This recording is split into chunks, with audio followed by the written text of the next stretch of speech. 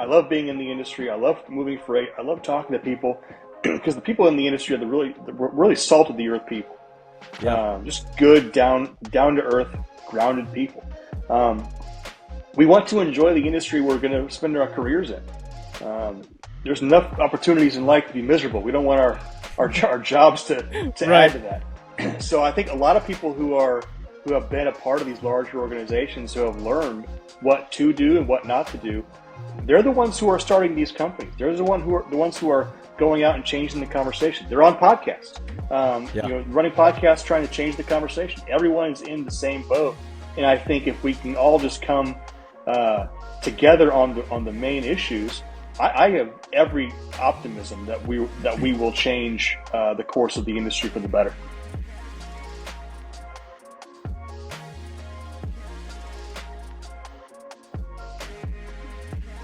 I want to give a quick shout out to our sponsor, Sales-CRM. If you haven't heard about Sales-CRM, they've been a sponsor of ours for about 4.5 months now, and they are honestly the premier CRM for freight brokers and sales agent teams. It's pretty unique to have a specific product for freight brokers that can house all of your follow-ups, all your shipper prospecting. I know when I was a broker, I did have a hard time, following up and being able to kind of manage my leads through the kind of some of those traditional CRM platforms. So when I heard about Sales-CRM, Josh showed it to me probably over a year ago, and I've been a big advocate for what they're doing since then, and that's why they're a sponsor of ours, and I just want to thank them again for being a sponsor. If you guys haven't checked them out, make sure you guys do. Links in the description, but you can also check them out, sales-crm.com. You can try it free for 14 days. Go there, check it out. No credit card needed. Welcome to the ThinkFreight Podcast. I'm your host, Thomas Werdine, and it's my pleasure to have Dan Lindsey. He's the founder of Broker Carrier Summit, which is having an event on October 23rd through the 25th in Fort Worth, Texas. It's a can't-miss event. Dan, welcome to the podcast. We're thrilled to have you here, man. Thanks for having me, Thomas. Appreciate you, man. Of course, man. Of course. Your mission really aligns to kind of why I started ThinkFreight and just kind of the overall mission of what I want to push, in the industry, right? Is relationships and brokers and carriers kind of getting along in a different way than we have seen over the last 10 or 15 years. So I wanted to have you on to kind of talk about your background. I think it's very unique, and you've got a cool presence in the space now. And then we'll kind of dive into the Broker Carrier Summit and what you guys are going to be hosting there in DFW. So why don't we dive right into kind of your background, who you are, where'd you grow up, and kind of things like that. Excuse me, I have a little bit of a cold. No, you're good. Yeah. So, Dan Lindsey. I'm from Indianapolis, Indiana, born and raised Midwestern kid. Love it. I kind of classify myself as the George Bailey of Indianapolis. You ever watch It's a Wonderful Life? Yeah. He's always trying to get out of where he was from, and situations always kind of just bring him back. Right. That's kind of me. So I joined the Marine Corps to try and get out of Indiana. I got stationed at a reserve unit in Indianapolis. So That's what it is. Apparently somebody higher than me wants me here. Yeah. So Indianapolis, Indiana. I got my start in freight. So a little bit of family background. My grandfather was a literal milk truck driver back when those were a thing. So he ran a milk run. And my dad was a driver for UPS for 30 years. I actually went to go work for UPS in 2001 as a preloader, and then swore to him I'd never get into freight because freight is awful. And here I am, 24 years later, still in logistics. Moved into the brokerage space in 2013. Got my start at brokerage at TQL. Oh, nice. So I was there for 6 years. I thought your name sounded familiar when you first reached out. I was like, I think I know this guy from somewhere. And I was looking at your LinkedIn. And oh, okay, that makes total sense. So you were in what office were you in? Indy. Oh yeah, I was in Chicago. I was under Matt Stack for a long time. If you know Stack. Oh, I know Stack. Yeah.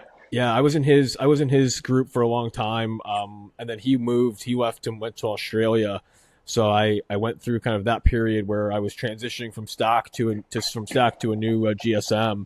And then I was only there for probably another 4 to 6 months. I ended up moving to Houston, but that's a totally different story. But yeah, that's cool. I kind of had recognized your name too before like when I first saw Broker Carrier Summit pop, I was like, that name sounds really familiar. And when I was looking the other day, I was like, oh yeah, TQL. Like I think that's why I recognize Yeah, it. we probably shared carriers at some point. Oh yeah. No, that's cool, Yeah. man. Yeah, so I was there for 6 years, from 2013 to 2019, and really needed a change. So I got out of the grind of brokerage and went into the very, very slow and methodical world of consulting for a year. I worked for a consulting company doing business development for them. And after about 6 or 7 months, I realized that, okay, I'm learning a lot about the broader transportation landscape and logistics and different facets of the industry, Yeah. but it's just way too slow here. I need, you would open an opportunity and you wouldn't be able to close the deal for probably 2, 3, 4 years sometimes, just because, it's all project-based consulting. And Right. so I didn't have the patience for that, and realized that early on, and decided in March or in August of 2019, decided to talk to a buddy of mine about starting a brokerage, and we finally launched that in March of 2020. And so we started Linkage Logistics March 1st, 2020, March 14th. He and I both had matching coronaries. That was a great time to start a brokerage, man. It was, and we didn't know it. We didn't know what was going to happen at the time. Nobody really Yeah. did. So we had a mild freak out in the middle of March when the world literally shut down. Oh, and, yeah. So we decided to just, throw our entire effort into it, keep our heads down, and just go. And we grew it quite a bit. So we had, over the first 3 years, we grew by 625%. Grew it to about a $10 million shop. And from nothing, which was a good milestone for us. And that's when the market kind of took a dive on itself, and I started getting a lot of complaints actually from carriers about brokers, and started having conversations about carriers with brokers, and realized that the disconnect between carriers and brokers is very real. It's always been understood, Right. but it came to a head for me in January of 2023, and I just decided to try something that nobody had done before. So that's my freight journey in 2 minutes. No, dude, I think that's a really interesting journey, and I want to kind of dive into starting Linkage, because you did start at such an interesting time, and probably a month in, like you said, you guys were having a mild freak out. I know and empathize with that, because a buddy of mine, from TQL as well, we had started a brokerage, and we had waited out our non-competes. Everything was fine. We weren't going after any old customers, but we also had a freak out. It was a really scary time to be like, wow, we just sank a lot of our time, efforts into this, and now the world could be shutting down or whatever may happen. And, the next 3 months, we didn't have a crazy shutdown as bad as it could have been, and things started to kind of get back to a new normal. And I think that's a really interesting. So what was kind of your approach to kind of growth during that time, right? The rates were kind of sky high. Capacity was crazy hard to find. What was kind of your approach to start, I guess, gaining new business during such a tumultuous time? Yeah, so one of the things that we always said from the beginning is we wanted to be the broker of choice, not only for shippers, but for carriers. Yeah. And so we developed early on some really deep partnerships with carriers, to the point where they would send prospects to us and say, hey, I would love to move loads out of this place because I find myself empty here frequently. Can you, as your sales guys, can you get us in? And so we would partner with our carriers to do that. And they would get first dibs on whatever loads we got. And that was one of the things, too, that really set us apart in the COVID rush. Because I can't remember, our buddy Kevin, mutual friend Kevin Hill over at Brush Pass knows this, but how many brokerages were started exactly from March 2020 to July of 2022. Right. It was a crazy number. But in order to stand out in that new saturated environment was with service. And the number one driver of service for brokers is not only having capacity at your fingertips, but having reliable capacity at your fingertips that your shipper customers know to be reliable. That was key for us. And we didn't go after massive companies in the beginning. Our sweet spot was those $10 to $500 million companies who have between a $1 million and a $10 million freight spend, because those are the companies that don't have systems. They don't have a lot of processes. Usually, oftentimes, especially with the smaller ones, the founder or the founder's wife is the one booking freight. We could help them systematize their transportation from that perspective. And so we were able to add more value to the smaller to mid-sized shippers than we would have been able to with the massive shippers. You had mentioned, around 2020, tail end of 2022, going into 2023, you started to get a lot more carrier complaints about brokers. What kind of complaints were you getting, and what was kind of, I guess, the straw that broke the camel's back that said, I need to do something about this, not just within Linkage, but at an industry level? Yeah, so July and August of 22, it wasn't that we were getting different complaints. What did it for me was, and what really got me thinking down this road was the kind of the frequency of the same kind of complaint, and the kind of complaint that really took the cake from July of 22 to even now is this complaint of brokers are scamming me out of my money, and the driver for that has been this absolute just overwhelming tsunami of double brokering and fraud. Carriers don't know which brokerages are legitimate, especially if they live on the load boards. It's the Wild West out there. They will be taken advantage of more often than not, it seems, in this environment. And so a lot of carriers, trust was already an issue between carriers and freight brokers. And then the scammers kind of just invaded the market. And that trust just, if it was already in the toilet, it's deep, deep, deep in the sewer lines beneath the city at this point. And so there was a need for someone to step in and say, hey, there are trustworthy partners in this industry. You just have to know where to look to find them. And by the way, we're going to provide a place to find them. So come to these summits, join our network of legitimate, best practice oriented, partnership driven carriers and brokers, and you can be sure that the companies you're working with are legitimate and not going to scam you out of your money. Now you've sold and completely divested away from Linkage Logistics to 100% Spearhead Broker Carrier Summit. So I want to dive more into that and really just talk deep about relationships and things like that. But first, how many events have you guys held so far? You guys started in January of 2023. How many events have you guys held over the last year and a half so far? Yeah, so we've held 3 events. The first event was in Indianapolis, and we had 35 people in person, which wasn't a large number, but the number wasn't as impressive as from where the people came. We had carriers and brokers coming literally from Maine and Los Angeles and Miami, coming to Indianapolis to see somebody they didn't know, me, talk about something that wasn't popular. I'm not an influencer. I don't have a following. More so now, I think, than then. But they came to Indianapolis to see an unknown, essentially, to see what was out there. And that was the tell for us. There was a larger conversation at play. So we had 35 people in person and 40 online in Indianapolis. Our second event was in Tampa. We had 226 people in Tampa last October. And then we just wrapped up in April our third event in Kansas City, where we had 360 people attending. That's awesome. What do you know the kind of breakdown? Was it like 50-50 on carriers to brokers, or who was attending these events?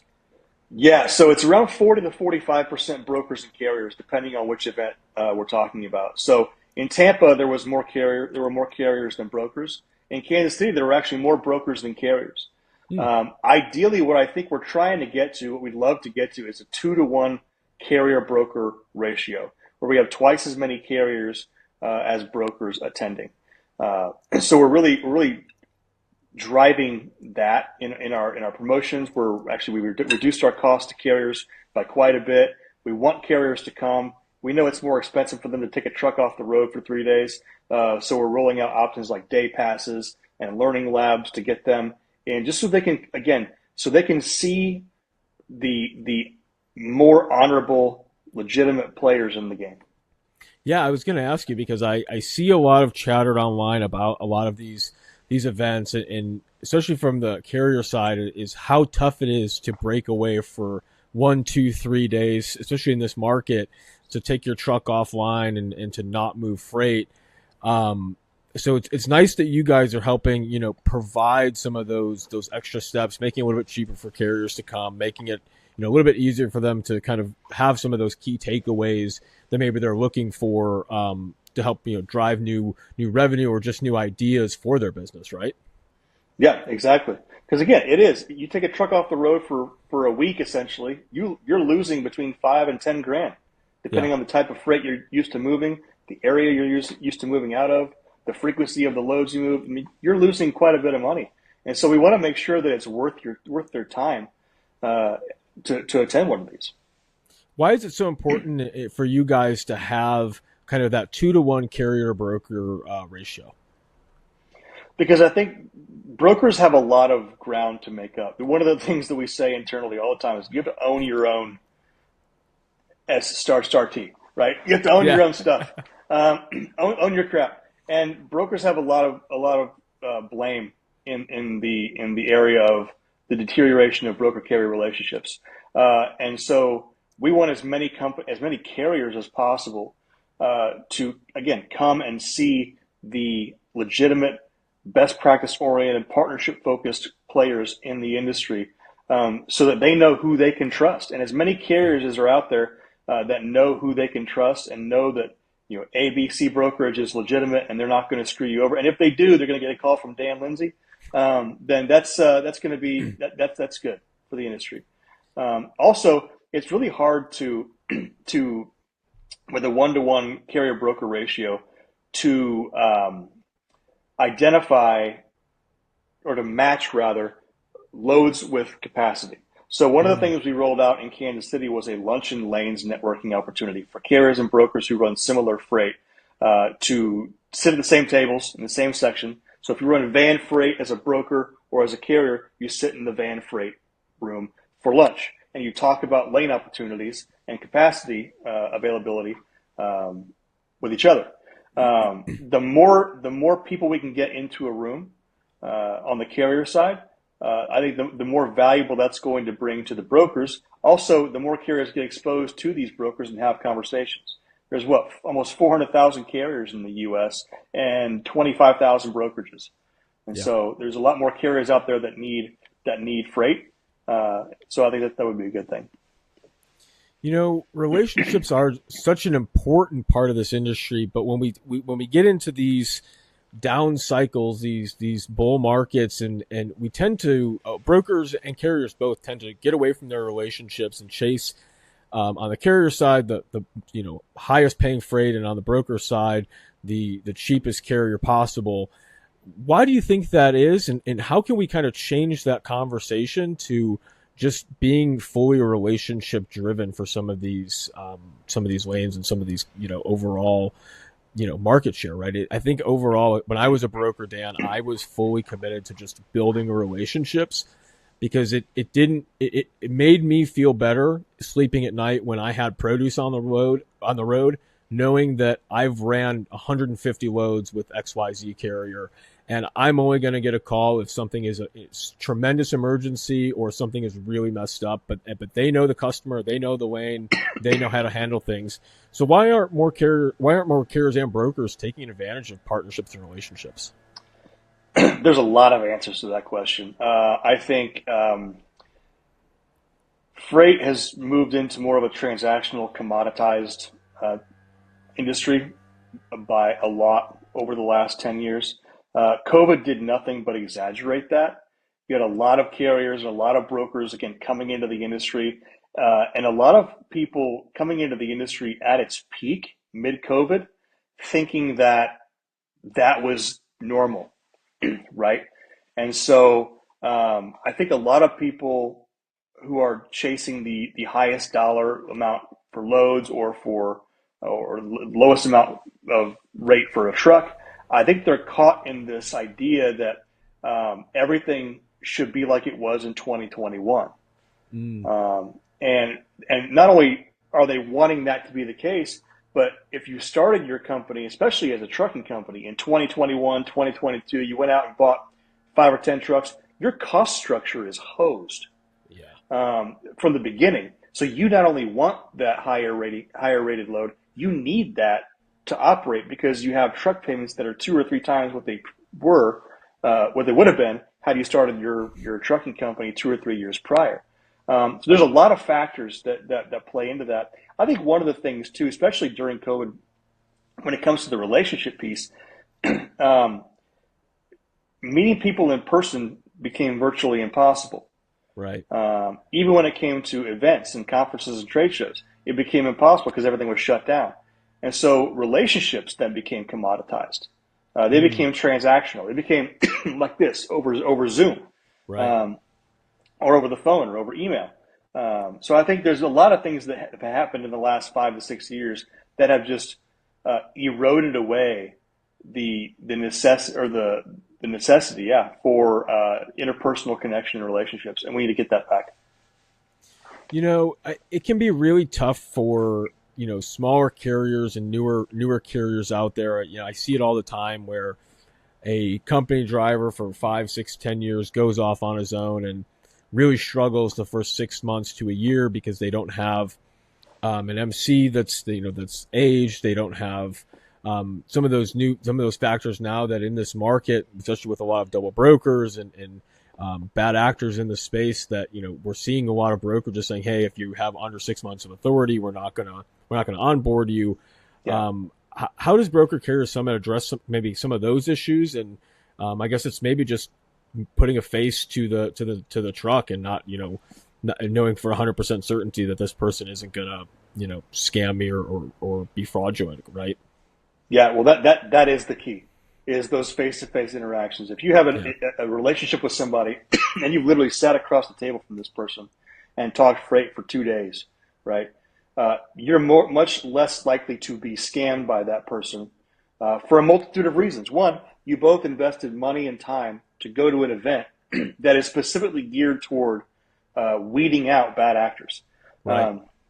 The scammers, the fraudsters, double brokers, they are not going to invest time and money in going to an event that is designed to expose them. They're just not going to. Right. We have a whole track on double brokering and fraud prevention, so they're not going to be there. Secondly, is again, you restore that interpersonal relationship piece. It's one thing to have a really good phone conversation with somebody or a really good email interaction with somebody. It's quite another thing to sit down across the table and share a meal with somebody. Yeah. Because you're able to have a more intimate conversation, a more meaningful conversation, and you're able to dig deeper below the surface to find out, if you're a broker, hey, why do you say your cost per load is this? Why is that? Help educate me as a broker. Teach me about you. And that's something that I'll pick on brokers because I'm a broker, right? I'll pick on them all day long. We suck at that. Yes, we do. We suck hard at that. And that's one of the most legitimate gripes that carriers have when it comes to brokerages. They don't know what it takes to operate a truck. They don't know what it takes to run a trucking company. One of the ideas we've thrown around, funnily enough, for the upcoming summit is we've thrown this idea around for the last couple, but it's having a Class 1 inspection on site and requiring the brokers to go to it. We're hung up on the piece of requiring the brokers to come to it because I don't think anybody would go. But again, it's something that they've never experienced that is a regular part of a truck driver's life that they need to be aware of. So, I think that's interesting because me personally, I would love to go to something like that to see what these inspections are like, to see what how detailed and how thorough they are, so that when you are going through these blitz situations or just a normal day and a driver says, hey, I'm being pulled over, I've been inspected, or I've been chosen for a random DOT inspection, you just kind of understand, okay, like this is the process, this is what they're looking for. if they're nitpicking on things. So that way we just kind of have a better understanding, more empathy for what the carriers are going through, because they really are the ones that are going through most of those headaches. We don't, as brokers, Dan, without their capacity, without them, we can't service our customers. So we have to empathize better with what they're doing. Yeah, and that's something that we tell carriers all the time, and all brokers know this, and all carriers know this, but we drive it home. Without carriers, brokers don't have a business.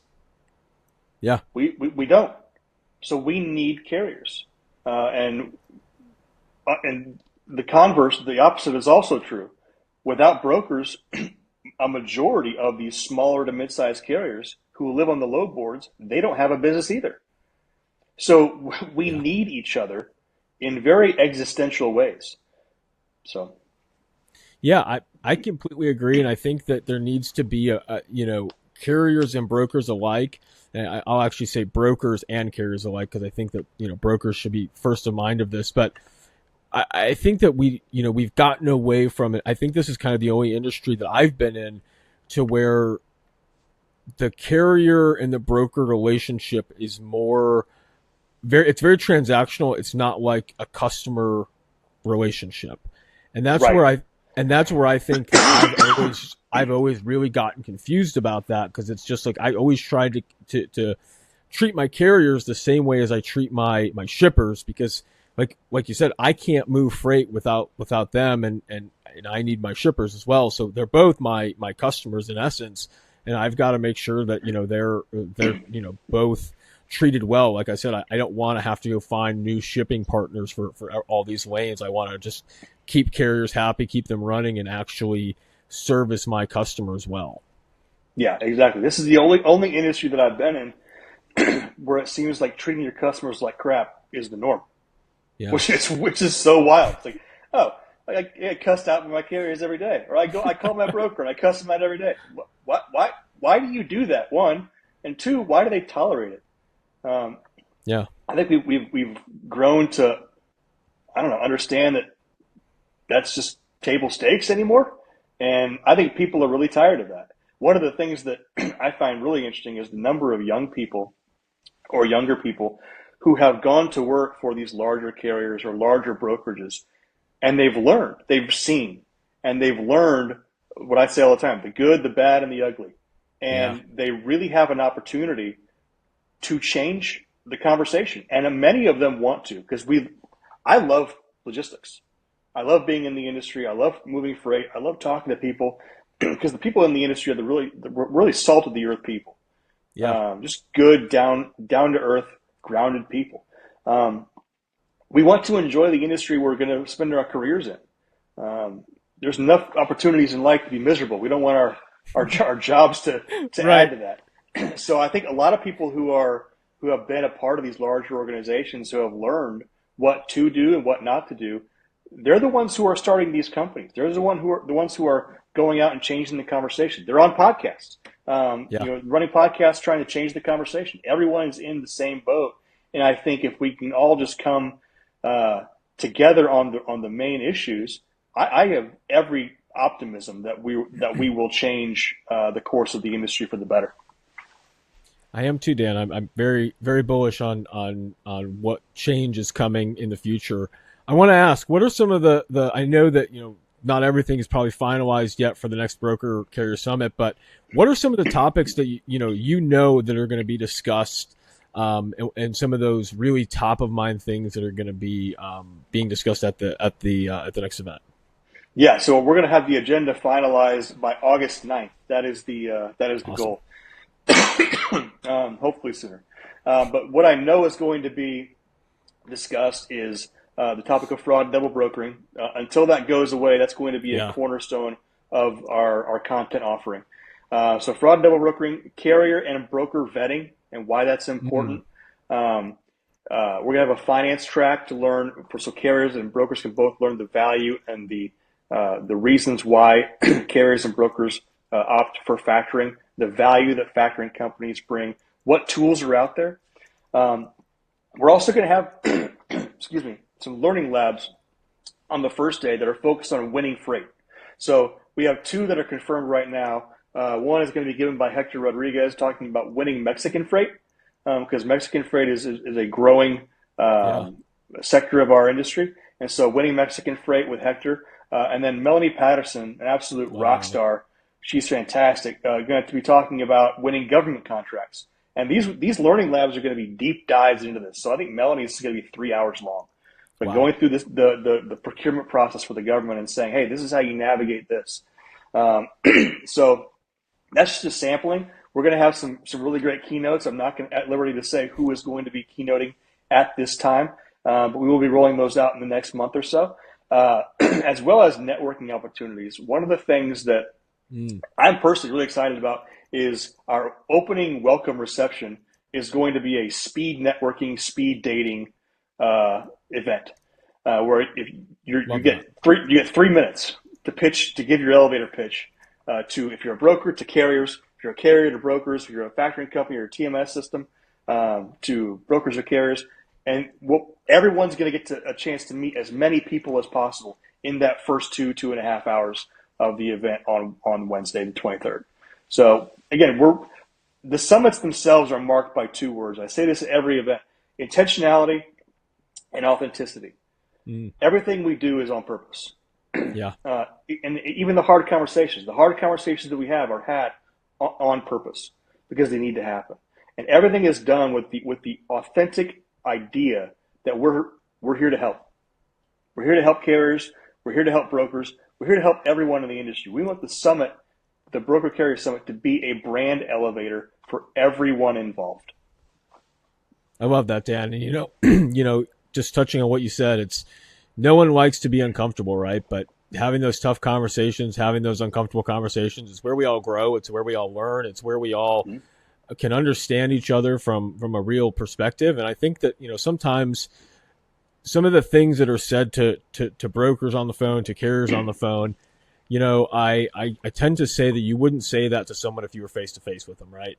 So why would you say it to him over the phone? And I remember specifically there was one conversation I had with a carrier who was just going to town on me, and I said, "Hey man, would you say this to me if you were standing in front of your mother, or would you say this if I was standing right in front of you?" And he literally just stopped, and he was like, "No, he's like, I apologize, man." He was like, and it wasn't even something like nothing I could have done. It was a shipper issue, and it was just like taking it out on me. And I understand, like he had had it with brokers that day, whatever it was. And I took it on the chin for a little while, but there just comes a point where we all have to realize, hey, we're all humans. We all have emotions. We all are just trying to get through our days, trying to move freight, trying to make the world a little bit better one day at a time. And, we're all not bad people. It's just mistakes happen, and we just all have to learn to, I think, kind of deal with those in a little bit better of a manner in this industry. Yeah, absolutely. One of the things I tell this to my kids all the time: the first person to have the conversation owns it. Yeah. So if you bring the conversation up, guess what? You control the narrative. Yep. You control the tone. It's your conversation to have. And so we're doing that instead of just sitting back and letting everybody else talk about double brokering or talk about, why this broker sucks or why this carrier is awful.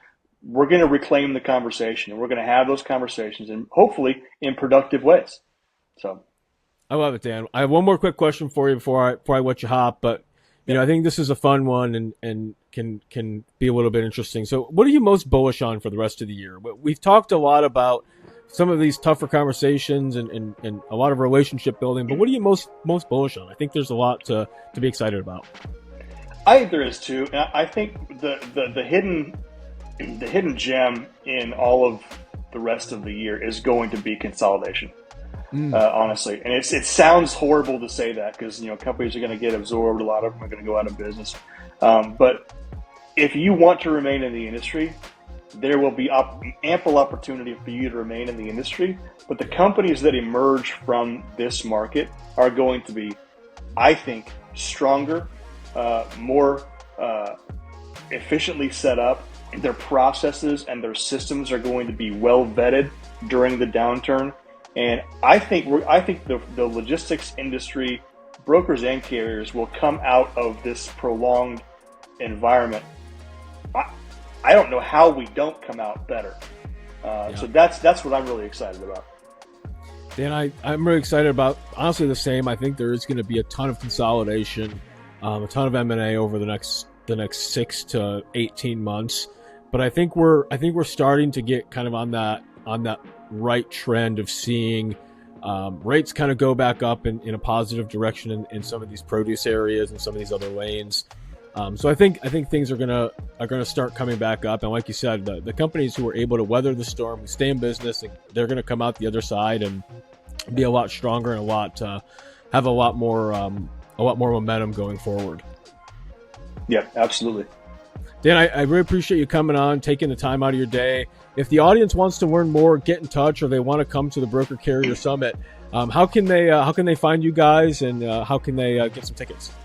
Yeah, you can go to our website, www.brokercarriersummit.com, click the Get Tickets or About links, and you will be taken right to our event website. If you want to reach out to me directly, my email address is dan@brokercarriersummit.com, and I'd be happy to schedule some time, talk about the summit, talk about how people can get involved. That's the number one question we have, is how can we get involved in this? So if you want to be involved, send me an email. We'll put some time on the calendar and we'll talk. Awesome, Dan. I really appreciate it. We'll have the links for Dan and for the summit all on the show notes. If you're a certified non-scumbag and you like today's episode, make sure you give it a like and review. Don't forget, we do drop 3 weekly freight newsletters, Monday, Wednesday, and Friday. ThinkFreight.io, and we'll catch you guys in the next episode.